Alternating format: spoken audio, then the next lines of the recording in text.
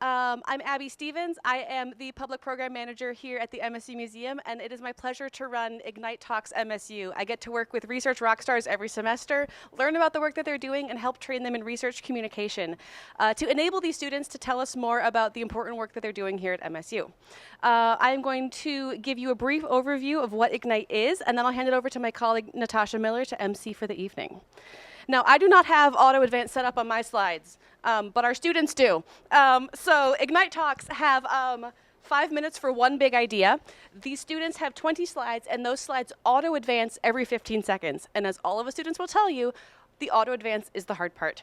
Ignite Talks as a format, this 5 minutes, 20 slides, 15 seconds, started in San Francisco in 2006. And since then, it has been in over 350 cities across 6 continents. And we are the only one currently in Michigan.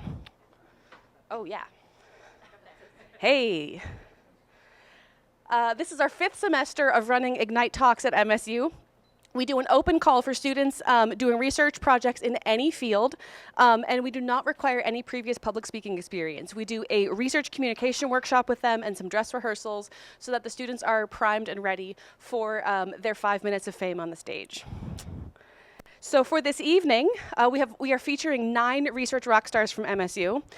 We will have 5 talks to start with, a brief 5-minute intermission where you can get some more snacks, use the washroom or bathroom, and then we will have 4 more talks. Afterwards, we will have a chance to mingle and chat with the presenters, but keep in mind there is no Q&A after these talks. So they will answer all of your questions in the talk. I will put this up later during the intermission, but for now, I'm going to hand it over to world-famous poet, slam, MSU Poetry Slam coach, oh crap, and I know, I've only known you for ages, and MSU Museum Community Engagement Manager, Natasha T. Miller. Woohoo! I'm so sorry, I didn't know you were fine. Put your hands together again for Dr. Abby Stevens. It has been 5 years, and the audience grows each time, which I'm trying to figure out. Do y'all have more parents each time? Like, what is happening here? So we like to have a good time. It is very hard for anybody to be on this stage, but especially for people who are doing it for the first time. So we would like to make sure that you give them all the love and energy while they're discussing what their presentation is about and when they get off stage. So don't just make noise for like your friends and your family member and your kids. Like, make noise for everybody. So let's do a test run right now. I just explained something that's really complicated to study. You now understand it. What do you do? Okay. So it's not a competition. These are all great presenters. So are we all ready for our first presenter? Say yes. Okay, all right, so coming to the stage, I've been knowing this person for about 4 seconds, but I'm pretty sure they're more than amazing or they wouldn't be here. Everybody, make the most noise for your first presenter, Ishitha. Give it up.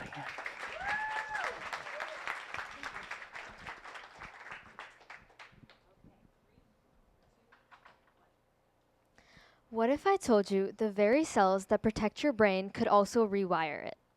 Hi, my name is Ishitha, and I'm studying what happens when microglial cells go rogue and how it affects the way your brain builds its connections. Think of microglia like little barbers for your brain. During development, they trim away excess between neurons, shaping more efficient networks. But just like a bad haircut, if they trim too much or too little, it can affect how the brain functions. When this trimming is precise, we get brain networks that are strong and flexible. But when flawed, brain circuits become disorganized, affecting how signals flow between neurons. An example of this is when microglia misfire. They start to prune even the healthy synapses or even trigger inflammation. This shift from the protector to more of the disruptor role can be seen in conditions like autism and later in life in Alzheimer's. And this is where my research comes in, where the main focus is on what happens when microglia go rogue. What internal switch causes them to lose their sense of balance, and can we trace it back to the specific genes controlling them? And one big clue lies in the gene KMT2C. You can think of it as kind of a switchboard because it tells microglia which specific parts of the genetic code to read in order to do its job correctly. Now, KM2TC doesn't code for a specific protein involved in cleanup. It instead regulates how tightly the DNA is packed. And this lets us know which cells are active or turned on. And without this sense of direction, microglia start to lose their sense of control and read what they're supposed to do in an incorrect way. So when microglia misinterpret these signals, it can have lasting effects throughout brain development long before symptoms even start to appear. And so with this, I hypothesize that by losing KM2TC, it pushes microglia into an overactive state, causing them to prune even the healthy synapses, especially during early brain development. And to test this, I used 2 different models where I compared their microglia. One in the mouse model, where KM2TC is deleted, and the other in a human model, where I silenced the gene using molecular tools. So the benefits of using both of these models side by side is that we can see which patterns are specific to microglia and which are unique to humans. And if we see any similarities, we know that the effects that it has on the brain are due to a genetic cause and not just a random cause. So we compare both the models and find the similarities and differences. So as a summary of my experimental design, I'll be deleting or silencing KM2TC, exposing it to mild stress signals, and then measuring the pruning and gene expression and the effect that it has on brain wiring. So to be able to visualize this better, we can use brain imaging techniques like diffusion tensor imaging and tractography, which let us map the brain's white matter tracts, which you can think of as the communication highways inside the brain. So these let us see where connections in the brain thin or maybe even detour.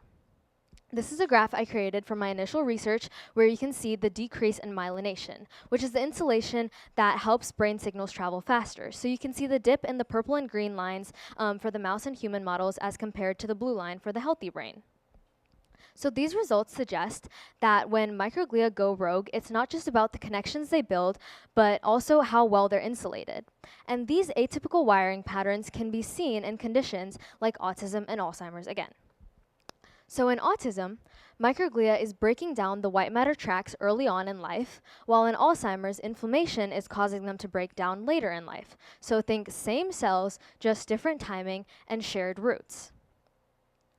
So while autism and Alzheimer's are opposite in timing, they may stem from the same cellular miscommunication, which is microglia losing control over their control on the brain's white matter highways. And by understanding the effect that KM2TC or genes like it have on microglia, we can uncover early markers for certain disorders and find ways to rebalance these systems before the damage starts to accumulate. So what happens when microglia go rogue? We start to see the main motivation for my research is that to see how what we know at the cellular level can be connected with what people are experiencing in their day-to-day lives. So linking molecules to minds and science to empathy. So we can see how small changes echo across a lifetime, from autism, which affects 1 in 36 children in the US, to Alzheimer's, which impacts 5.4 million older adults. By understanding the effects that it has on the brain, we can one day protect both aging and developing minds. Thank you. Make a lot of noise for that presenter. All right, quiz. What is something that you remember from that presentation? I feel like it's like one thing you should take away.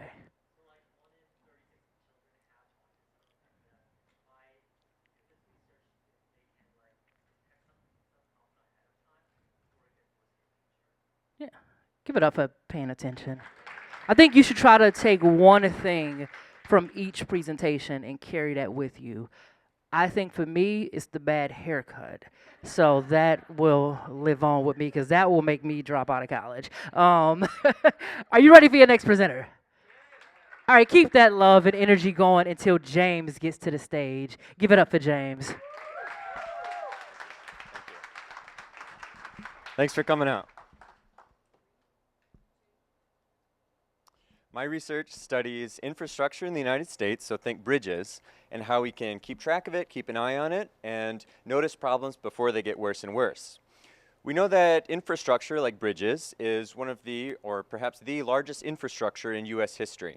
And it's so incredibly important to every part of our lives, but it's very, very important we take care of it, but it's very expensive to fix the problems that currently exist. So we need to learn to more efficiently prioritize different infrastructure elements and how to allocate our resources so that the small problems don't snowball and get worse, similar to what you can see here if it left ignored.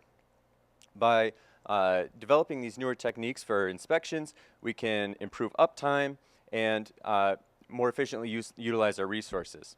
So inspections traditionally are very expensive, they take a lot of time, and they're hard to schedule at any kind of reasonable frequency. So what we propose is a better solution, something along the lines of a regular 5-minute checkup, kind of like a doctor's visit, where it's more affordable, it's faster, and in some cases more accurate. We can detect very small problems, like a tiny little crack, before it snowballs and gets worse. This means that we can do things more frequently, we can notice problems more early on, and we can more efficiently utilize the resources that we have, financial resources, so that we can get to the critical pieces without wasting any money. Our techniques utilize a few different pieces: sensors on the bridges, drones, we use AI systems to analyze the data, and we also use a digital twin, which is kind of like a virtual clone of the real asset that we can analyze and manipulate in the computer.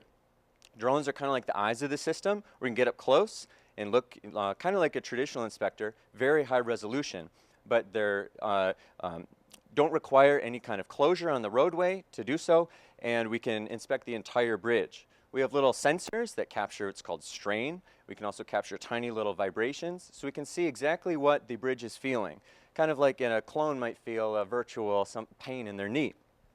So we have the sensors, and then the AI systems, in our case an artificial neural network, can flag anomalies and issues as they arise before maybe traditional inspectors would typically be able to see them.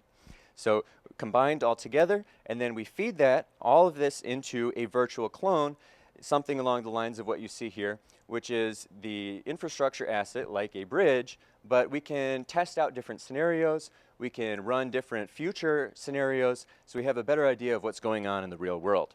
We have all of this kind of almost in a loop, where we can go from the physical world, a bridge, we can perform the data collection, we can put it into a virtual model, and then manipulate in any way we'd like, and then compare those results back to the physical world to make sure that everything lines up properly. We've recently done this in Alaska. We flew all the way there, we instrumented a bridge, we collected the data, we're processing it, and fine-tuning our workflow, and this is kind of like a large-scale proof that this technique does work. The result is almost akin to like a traffic light, where it gives the engineers a green, yellow, or red signal as to whether a system is good to go, if it might need some more attention, or if it really needs some help. All of this together allows the engineers who make the decisions to be much more informed about what's going on in the real world. They can have access to all of this data, they can make decisions themselves. It's always human in the loop, but it really gives a much more rich set of data for them. Again, all of this together means we can do these inspections at a much lower cost than traditional inspections, and we can do it at a much higher frequency. This improves our data resolution and improves the actual data quality that we get. This will improve safety, reliability, and efficiency for everybody. Bridges and similar are so important to connect our communities and for community resiliency. It's very important we take care of them and maintain those assets that we have invested in. The idea here also is that we don't replace any of these traditional workflows or jobs, but instead we're complementing them. We're enabling them with new tools to better achieve their goals and to ensure the safety, reliability, and effectiveness of everybody involved. At a larger scale in the future, we'd love to see every critical piece of infrastructure in the United States instrumented in this way, like a smart city, where we can then go in, we can have our dashboard of all of our assets and see how everybody's doing.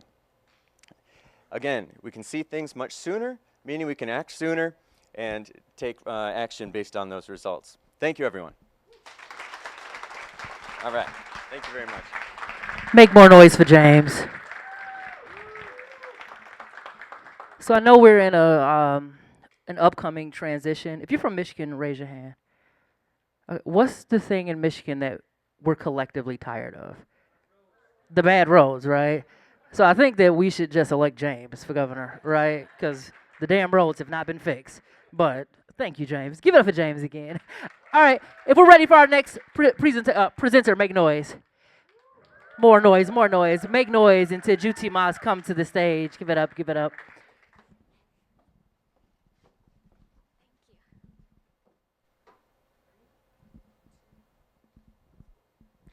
Hello everyone, my name is Jutamas Suwannawat, a second year PhD student. Let me ask you, what if I told you that you already have a hidden superpower? It's the thought that how you rise after setback. That power is called resilience. When we face challenges, it can feel like we are falling, just like this, trouble doll. But what makes it special is its center of gravity. No matter how many times we push down, it's always bounce back. That's exactly how resilience works. Resilience is widely recognized as a protective factor. Its ability to adapt and recover from life challenges while maintaining our mental well-being. We all have moments when we fail, don't you agree? For example, failing an exam or facing rejection. But resilience turns those struggles into lessons. Each time we fail, we rise and we grow stronger. Let's do it. And for the next slide, you know it's about low resilience often open the door to the mental health issue. Small problems suddenly seem huge. Stress, depression, and anxiety build up. And it's easy to give up. Especially among emerging adults, 18 to 25 years old are in the transitional periods. They face life challenges like academic pressure or career uncertainty. That's which make more them to vulnerable to mental health. Globally, stress, depression, and anxiety are rising among emerging adults, especially college students. Thailand mirrors this trend, but the experience are deeply shaped by cultural value and expectation. Thailand, a place where family, community, and harmony guide how we face life challenges. But I began to wonder, does resilience work the same way here? Maybe it's grow differently in our collectivist culture. To explore this, I conduct a scoping review guided by two main questions. First, what is the relationship between resilience, stress, depression, and anxiety? Second, what the factor contribute to resilience? The scoping review spanned by 4 databases from 2014 to 2024. 20 articles were included in the synthesis, all focusing on college students. The process was managed using coincidence. The results show that resilience is powerful, it's a dynamic, it's not just a personal trait. It can change, grow, and be strengthened over time through experience, support, and the way we respond to the challenges. So let's look at the relationship result. The results show that resilience is a powerful buffer. Higher resilience is linked to lower stress and fewer depressive symptoms and anxiety symptoms. For my second objective, how can we contribute to resilience? The results show that among Thai emerging adults, resilience is shaped by personal, familial, social, and environmental factors. So let's look at the first one, is the personal factor. Like this is the most frequently reported category, like optimism, self-esteem, and problem-solving skill can help emerging adults cope with stress and bounce back from challenges. Next, family factor like close relationship and strong support can boost resilience, but overly strict parenting can lower it. Surprisingly, few studies explore it, even though family is central in Thai culture. Next, social and environmental factors like a strong peer support can help emerging adults stay connected and handle with challenges. But academic stress, burnout, and negative events can weaken resilience. Think of resilience as a shield. It's a strong protector against stress, depression, and anxiety. Our results show that resilience is shaped by many factors and play a vital role in mental health among emerging adults. So next step, we need to understand how resilience can grow within collectivist culture. This insight will help us to create better strategy to support mental health and create a strategy to support them. As a nurse, I often ask, how can I make a real impact? The answer is action. These results give us a starting point to develop programs that promote resilience and help emerging adults go stronger. True growth doesn't come when life is easy. It comes when we rise above challenges with resilience. So let's build it, share it, and help emerging adults go stronger. Thank you. Make a lot more noise for that presenter. How'd that presentation make you feel? Okay, resilient. I feel like that was a free therapy session. Like, do I owe you now? Give it up again for that presenter. And keep your hands together. Keep the energy going until Rachel gets to the stage. Everybody make noise for Rachel.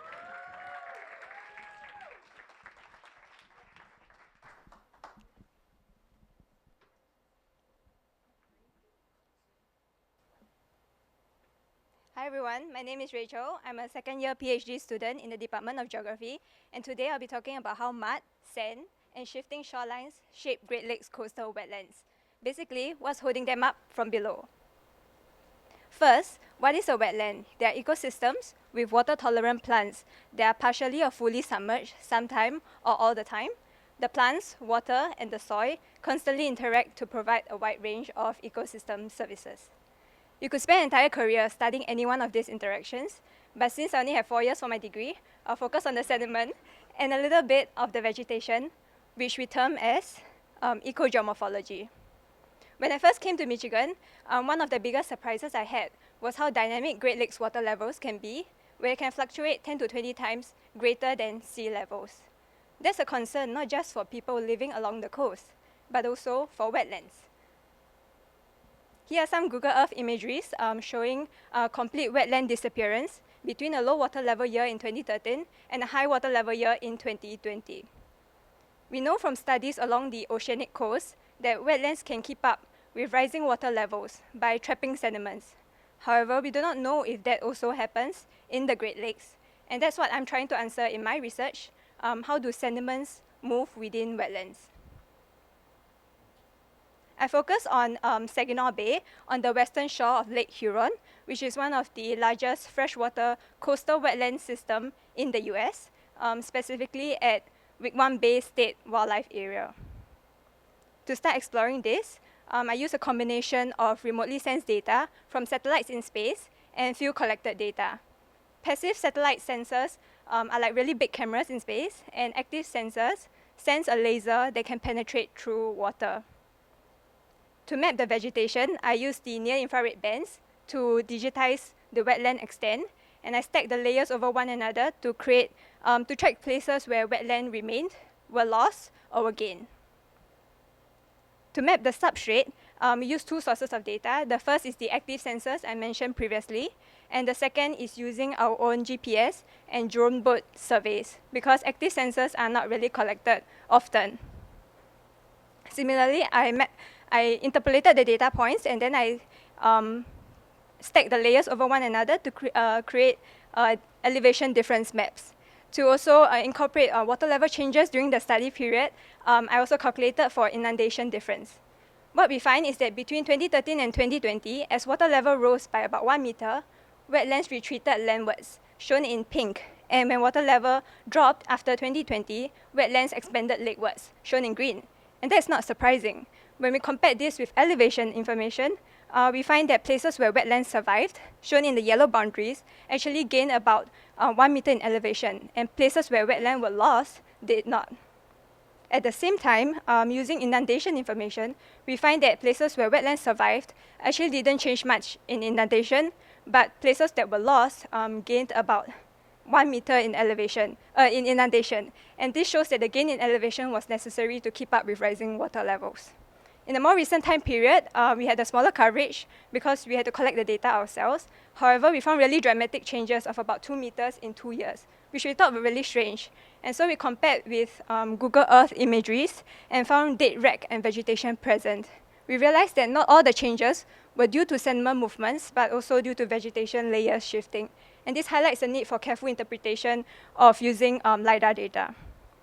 Overall, even though this was only a small case study, we showed the ground influencing wetland dynamics in the Great Lakes. Wetlands can change really quickly within just a few years, and also the substrate needs to grow upwards to keep up with rising water levels. Going forward, we have two main plans. The first is to collect more baseline information, not just within the current study area, but also in Pinconning Park and White Lake. This is for comparative analysis to be done. And the second is to go more in depth into explaining substrate relationship with other factors like water and the plants, whether wavy and calm conditions, native or invasive species matters. And these interactions are important to help predict wetland resilience in a face of like rapidly changing climate. And I would like to thank my advisor, Ethan Tierkov, and a former student, Matt Castro, who collected most of the data required for this work. You can scan this QR code for more information of our lab's work beyond wetlands. Thank you.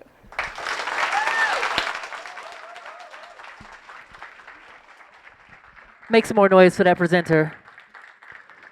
If you've learned something or you've enjoyed this so far, say, I have. Okay, all right. Well, y'all are really learning. Okay. Okay, so we have one more presenter in the first half. Then we'll take an intermission, come back, and we have a few more presenters. If your family member, friend, Uber ride, or whatever it is to you has already gone, I would say don't leave, okay? Because at Thanksgiving, Christmas break, you could just call them in the living room and say, do the thing you did at Michigan State. But the other kids aren't yours, so you won't be able to do that, okay? So we encourage you to stay around. If you plan to stick around, put your hands together. They need you. All right, so make noise until our last presenter of the first half of the presentations, Moldir, gets to the stage. Put your hands together.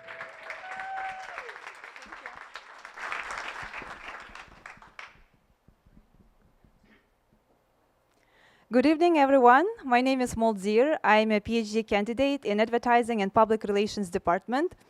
I'm very happy and excited to be here tonight and talk about why some people pick local fakes over original imports. But first of all, let me ask a question to you all. How many of you here own MSU hoodie? Please raise your hands. Oh, great. I do see many people. And do you know if your hoodie is a fake or original one, or which country it was made in? If you know, please raise your hands again. Not, yeah, like just a few people, right? So, and that's okay, because many people probably don't care about the labels, but some people do. And there is a term to describe those who care specifically about country of origin labels: ethnocentrism. It's a belief that someone's own culture is superior to others. That's why when ethnocentric people shop, they also believe that buying products made in their home country is the right thing to do. Economically, because that supports the local economy, and morally, they also believe that the quality of the products made in their home country is higher. In other words, they are strong supporters of buying local. But what if the product made in their home country is a fake? Fakes are not just cheap copies. They are distributed illegally, they have lower quality, and at minimum, they result in financial losses for brands, organizations, and individuals. And that's a question that I studied with amazing professor Dr. Huddleston, who is here as well. So the question is, if ethnocentric consumers, those who have strong buy local beliefs, have to choose, will they go for a locally made fake hoodie, or will choose licensed original hoodie made in a foreign country? I did online experiment with 126 participants. Participants rated two products, one made in the USA and another one made in a foreign country. At a time, they saw two identical products. The only difference were some labels. The first, whether the product is fake or original, and the second, which country it was made in. So for all the participants, made in the USA was always there as a local option. But the foreign option had two options, so they saw either made in Italy or made in Bangladesh. Italy was selected as a country with leading economy, and Bangladesh was selected as a country with emerging economy. After seeing all the products, after each product, participants rated perceived quality of the products, their attitude towards the product, and purchase intentions and purchase probability. They also rated how strong is their buy local, buy American belief. And since we use MSU Spartan hoodies, looking into the fanship to MSU Spartan community was also something important to look at. So overall, original licensed hoodies beat fake ones. They were perceived better quality, people had better attitudes towards them, and they were more likely to purchase them. However, here when it changed, ethnocentrism, the belief that buying products in your home country is the right thing to do, pushed people to choose fake hoodies made in the USA. And interestingly, fanship also made a significant difference here. So if you are a strong fan of MSU Spartan community, and also if you have a strong buy local belief, you are more likely to have more favorable attitudes toward fake hoodies made in the USA. Interestingly, when participants rated fake hoodies made in the USA against Italy originals, they rated fake hoodies more favorably. But in contrast, when they rated fake hoodies made in the USA against Bangladesh originals, they still rated USA-made fake hoodies lower. This fact surprised me. So Italy, a country known for its quality and style, also country that represents the highest socioeconomic status, may present a symbolic threat to people. That's why ethnocentric consumers, those who believe that buying local is the right thing, they want to protect the domestic option, even though it's a fake. So, labels are not just information, and Made in the USA is a story about national loyalty and community. And for some people, this story may outweigh whether the product is a fake or original. Overall, the study shows that usually our buying decisions are not always about price or quality. It's also about who we are, our identity, and which groups we belong to. And what is important for you, think about that. But before buying fakes, think twice. Thank you very much for your attention, and thanks for coming. Make a lot more noise for that presenter. That was the last presenter in the first half. So we'll take a 5 to 10 minute break. Make sure you get some of the snacks, use the restroom, hydrate, get some air. And if you need to, go to your cars and check your hoodies and see where they were made. If you do not want them, donate them to the museum because we'll wear them. So enjoy your 5 to 10. Okay, so make noise for the first half of the presenters. Show your love. Let them know they did an amazing job. We are going into the second half. I am so excited about these presenters because as someone who works for MSU, after this past weekend, the football game, it's very hard to still be a supporter. So you all are giving us hope. Thank you. You should get on the field. Give it up for them again. All right, so second half, keep that energy going for the first presenter of the second half. Everybody make noise until Alex gets to the stage.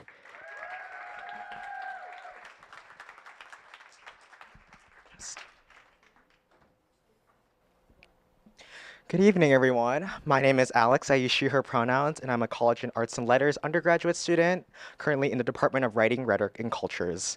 I'm here to talk about my research literature review project, which is Beyond Rhetoric, Building Trans-Affirming Communities. So before I begin, I do want to get a show of hands. Do you know a trans person? That can either be a coworker. There we go. If you didn't raise your hand, you can now raise your hand as well because I happen to be trans. I came out as trans back in April, and I've been on estrogen since then. So before I even jump into statistics, I do want to mention a little bit of what the population is like. Around 1.3% of the 9.6 US adults that identify as LGBTQ+ are openly transgender. That is a small number, but it has tripled over the last decade. And when you think of terms like transgender, you might think of concepts like binary, cross, different genders. Those terms come to mind when you think of the word transgender. And ultimately what we did in this literature review is that we looked at the rhetoric being used of transgender individuals, which is the art of effective or persuasive speech or writing within our culture in the United States specifically, and we looked at different examples, especially in today's political climate. We know some of the anti-LGBTQ+ rhetoric has been ramped up over this past year. Some of these instances include, of course, individuals claiming that we are invading women's sports, that we are invading bathrooms, that we are so-called destroying what womanhood is, but we know that rhetoric has devastating impacts. According to the Trevor Project, states that had anti-trans legislation saw an average increase in 72% of suicide attempts. That went up over 70% compared to states that didn't have anti-trans legislation. And across this country, what we've seen is over 1,000 bills right now being introduced across the country, which has doubled in a significant amount since COVID back in 2021, with this year being on record to be the most amount of laws passed in the United States. We know that according to the American Psychological Association, the transgender suicide rate in America due to public ridicule is over 41%, of individuals who have estimated to have attempted suicide, which is 9 times above the cisgendered American rate in the country. We also know right now, in the current presidential administration, President Trump has been targeting gender-affirming healthcare in a latest executive order that targets individuals under 19, which includes 18 and 19-year-olds who are legal adults. But that contradicts studies done, including by Planned Parenthood, where we found that 98% of people who started gender-affirming healthcare and medical treatment continue to use gender-affirming healthcare hormones at follow-up, showing that there is a ginormous success rate and that this is life-saving medical care for trans individuals. So ultimately, we know that for LGBTQ young people, acceptance and love can be life-saving, and just one adult can decrease the suicide rate by an average of 40%. And we know that leads into this big idea of what we can do as well in our environments. We know that also, in addition, in our schools, for example, including like at MSU, we know that when you use the correct names for an individual, it decreases depression symptoms by almost 71%, reduces thoughts of suicide by 34%, and can reduce suicide attempts up to 65%. So ultimately, what you should take out of this that we can and must do better to support the mental health of LGBTQ plus young individuals. And you might be asking yourself, how do you do that? So we laid some examples out in our literature review of this idea of allyship, which is of course supporting different communities, especially those that are not part of your identities, which includes queer and trans youth. We know there are many different ways to support to be an ally and to support LGBTQ individuals. One of those ways, of course, is using the correct pronouns and making sure that you're being affirming and asking for pronouns as well, and making sure that if you are misgendering someone, that you do actively go and apologize and that you do use the correct pronouns for individuals. In addition, if you feel a little bit more brave and confident, we also know that protesting has been an effective avenue. We know, especially this year in a lot of different protests across the country, that advocating for transgender lives and making sure that lawmakers know the reality of the effects of legislation has been an effective measure. But if you feel like supporting more of your local areas, we have 3 amazing organizations, which includes the Lansing Area AIDS Network that does HIV testing, the Sala Center, which is Lansing's main LGBTQ plus community center, and the Planned Parenthood of Michigan chapter, which is here down from campus.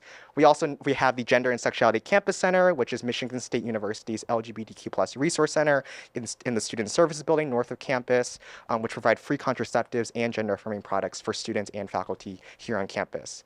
Ultimately, words matter, and they trickle down not only in those aspects, but also in our hallways, in our sidewalks, and ultimately every aspect of MSU and our broader community. So we owe it to ourselves to be better allies and to support trans people in general. Thank you. Make a lot more noise for Alex. If you enjoyed that presentation, say yeah. I am actually proud of the amount of hands that went up when they asked if you knew a trans person. I think that I'm just going to add on to that presentation, if you don't mind, which you can also show your hands. Raise your hand if you know a black person. Give it up. Look at y'all. This is MSU After Dark. Hope the funding will not be pulled. So if you're enjoying yourself so far, make noise. You are a part of these presentations. All right, everybody makes noise until Diego gets to the stage. Give it up, give it up.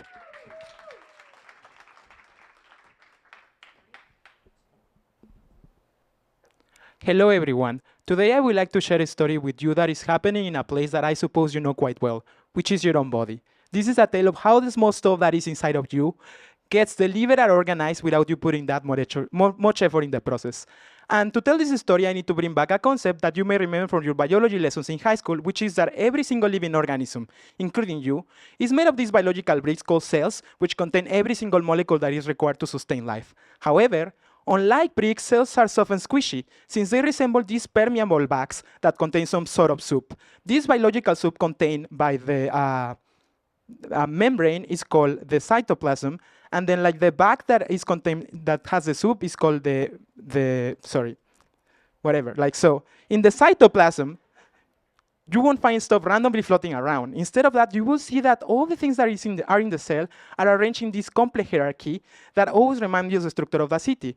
That is because, like cities, which have these organic areas that we call neighborhoods, cells are also divided in different regions that are delineated by members and functionally coherent, and we call these regions organelles. And to follow the analogy, like in neighborhoods, we will find different areas that will define the activities that you can do in that part of the city. In organelles, we will find different molecules, and these molecules will define the things that cells do in that specific area.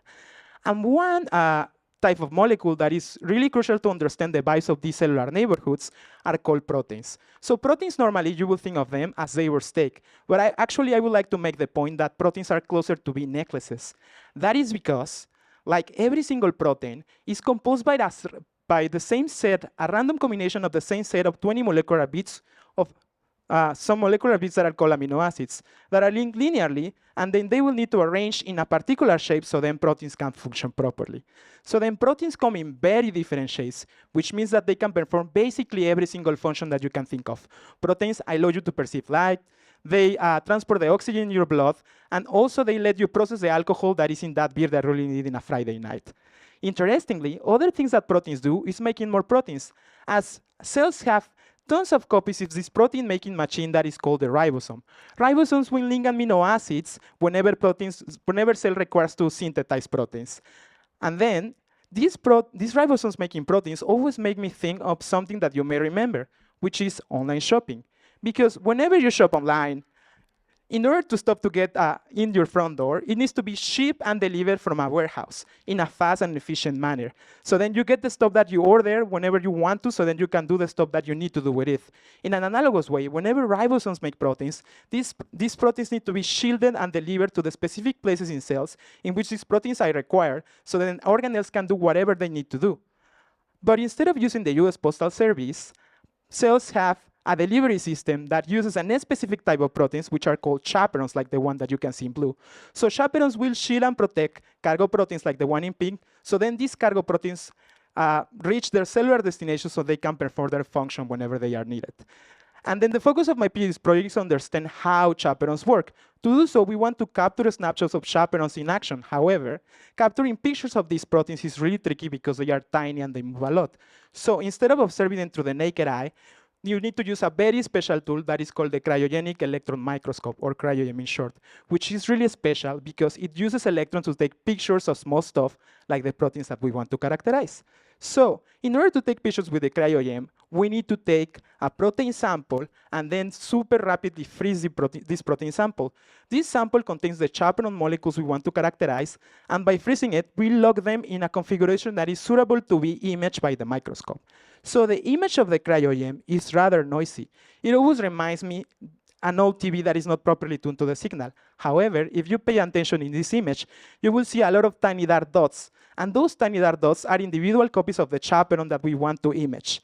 Then with the help of computers, we can extract every single copy of the chaperone that we have. And then we can classify all these particles to have 2D views of this chaperone, which represent the different configurations this protein sample whenever we freeze it, whenever we image that in the microscope.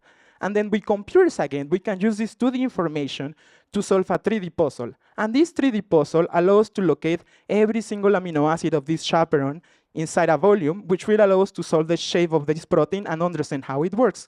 In the final slide, I would like to show you that in action. In yellow, we have a chaperone that is assisted by 2 proteins, and then by getting assisted, this chaperone gets opened, so then it can shield its cargo and deliver that to the place in which this cargo is required. And then that will be all. Thank you. Make some more noise for Diego. So how many of you ever been to a poetry show? Okay, all right. Wow. Y'all are raising your hand for everything, but now no poetry. So what I appreciate, the presentation was amazing. So as a poet, when you go to poetry shows, poetry slams, sometimes we forget, what we're saying. We forget our poem. And the audience, when we forget our poem, they're always like, you got it, poet, you got it. And we just kind of wait where we don't have it. That's why I'm standing here, right? That's a new approach. It's just like, whatever, y'all got it. Y'all will understand by the end. So give it up for the smooth transition again. Everybody, keep putting your hands together until Justin gets to the stage. Make noise for Justin. Thank you. Hello, everyone. I'm Justin. Today, I'll share what my research on memory tells us about how the brain changes itself, a process called plasticity. Understanding this helps us know when it is best to change our mind about negative self-beliefs. Healthy self-criticism helps us grow, but negative self-beliefs, such as I'm not good enough, trap us. Think of a negative self-belief that you hold. How would your life be different if you stopped believing it? Although my research is on memory, all information, including memories, skills, and beliefs, are stored through changing brain connections. This allows research on memory to generalize to beliefs as well. Memory has 4 stages. First, the encoding, which is the event itself and accompanying brain activity. Then, during consolidation, plasticity causes lasting changes in the brain connections of areas active at encoding. These changes allow for retrieval, which is a replay of the activity that occurred during encoding. After a retrieval, reconsolidation adds new information to the original memory. Interestingly, it was discovered that during reconsolidation, if you disrupt it, it causes forgetting for the original memory. Essentially, during reconsolidation, the original memory is deleted and a new one is put in its place. I wanted to know how extra retrievals affect how plastic a memory becomes. So I trained mice to associate a cage with a shock. Then I gave them a drug that disrupts consolidation at different time points afterwards and tested their memory. So far, no mouse has told me whether they remember or not. So instead, I look at their freezing. Freezing is a fear response. If their consolidation was disrupted by the drug, they will show less freezing. I found that if I gave the drug up to 4 hours later, that I would disrupt their memory. This indicates at this 4-hour mark, there's still plasticity occurring. I wanted to know how the time window in which plasticity is occurring changes with the number of retrievals. So I did a similar experiment. I taught mice to associate a cage with a shock. They retrieved the memory once, and then after that retrieval, they were given the drug at different time points and tested on their memory. From this, I found that I could give the drug up to 1 hour later and disrupt memory. This is a shorter time window for plasticity, indicating less plasticity is occurring. So the more a memory is retrieved, the less plastic it becomes. This is similar for all information stored in the brain. If you know how to swing a hockey stick, it is very difficult to learn how to swing a golf club. The swinging motion becomes very ingrained and is difficult to modify. Another instance of negative plasticity is seen in PTSD. Post-traumatic stress disorder is association of a traumatic memory to a safe environment. This causes frequent retrieval of this traumatic memory. And as we know, the more a memory is retrieved, the more difficult it is to modify. That is why my lab's work creates a baseline level of plasticity that drug treatments can be compared to treat PTSD. Another form of plasticity gone wrong is seen in depression. Depression rates are on the rise. Lots is being done to treat depression, but what is more important is the prevention of depression. Depression has characteristic negative repetitive thoughts. These negative thoughts cause negative feelings. The negative feelings cause a retrieval of these negative thoughts. And what happens is these negative beliefs are almost constantly retrieved. As we saw with memories, the same occurs with these beliefs. The more that they're retrieved, the more difficult they are to change. That's why early identification and early treatment is so important for the treatment of depression. So it might seem like right now you don't have the time or that these negative self-beliefs aren't affecting you much, but the longer you wait to address them, the more time, joy, and money they'll take from you. So a glaring question left unanswered is, how do you change these negative beliefs? Frankly, I'm unqualified to tell you.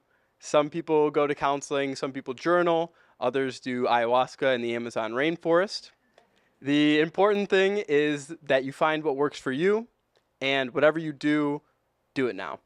Thank you, guys. Make a lot more noise for that performer. All right, are we ready for our last presenter? I mean, you're supposed to say no, like, oh, it's the end. Okay, now clap again. You're back. All right.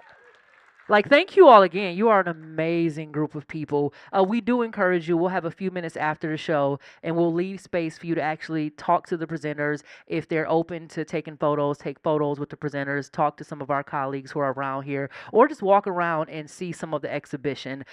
This will be our last show here at 311 Abbott, right? Because we had the museum under renovations, and we are moving back in. Our team in October, and the museum will be back in January. I would say give it up for that, because we now have working air and working heat. So when you come visit, you'll be just fine. So we are excited about that. But if you want to check this out, please feel free to just walk around a little bit. So until we get to that point, everybody make the most amount of noise for our last presenter of the evening. Give it up for Morgan. Make noise until Morgan gets to the stage.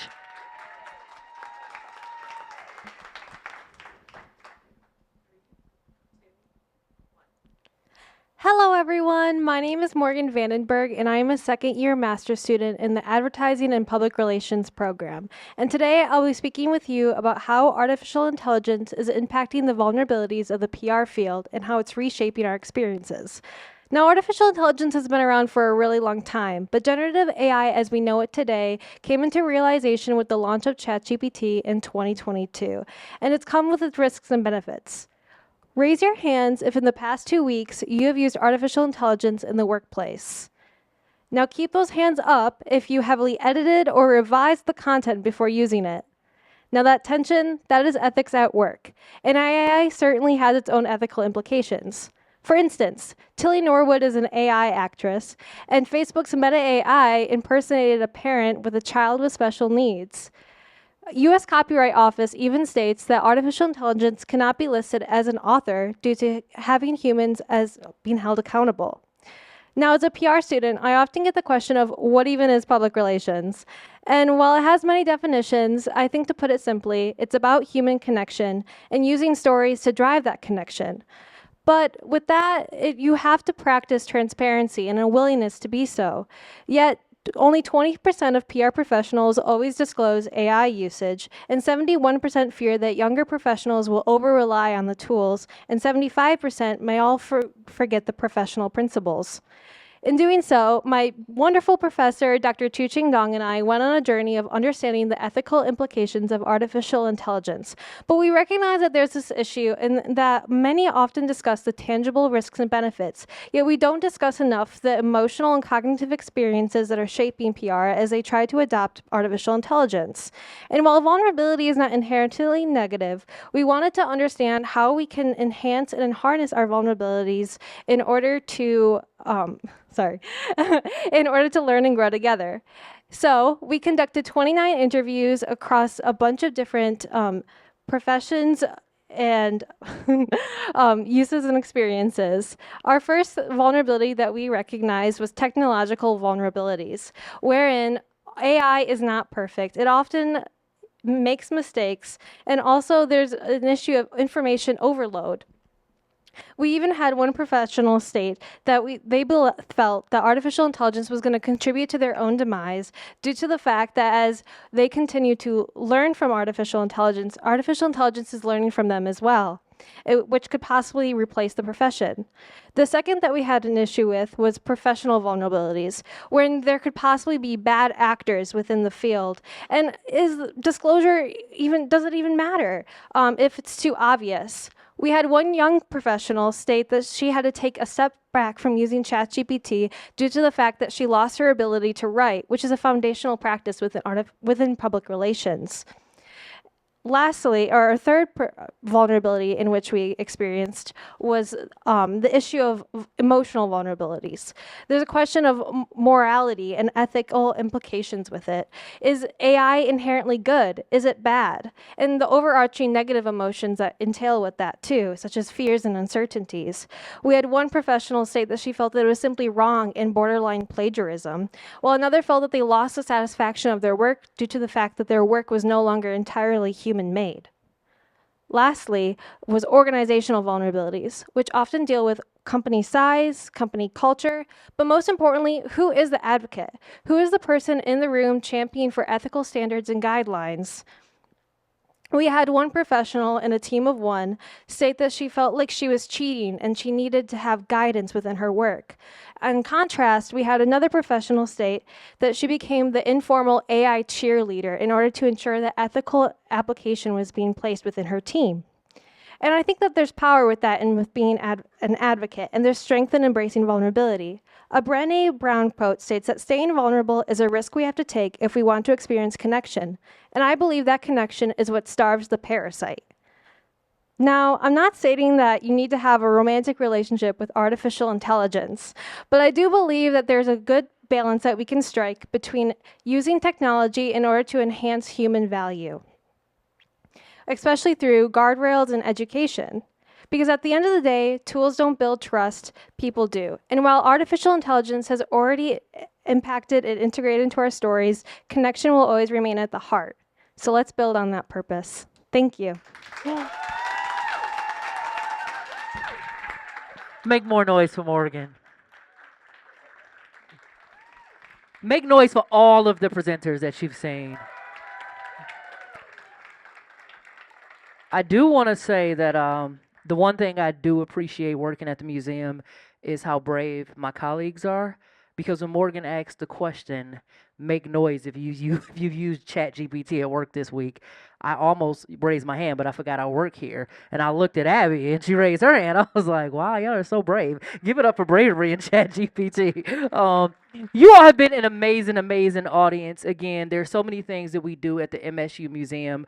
We like for you to take some of the pamphlets, to talk to some of us afterwards, to see some of the programs that we have coming up. If you are a student and you are not on our mailing list, feel free to get on the mailing list. We will not spam you, but we will let you know what is coming up through our ChatGPT communicated paragraphs. So you all have been amazing, and I would say, audience members, please make noise for you staying here, for you coming to support, and parents, you see where your hard-earned dollars are going. This is good research. So this is your last time having a clap, stick around, check things out, talk to the people.